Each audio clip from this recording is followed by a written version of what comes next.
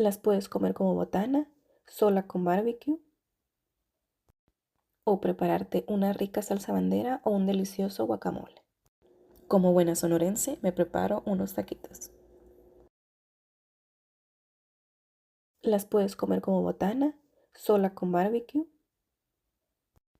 o prepararte una rica salsa bandera o un delicioso guacamole. Como buena sonorense, me preparo unos taquitos.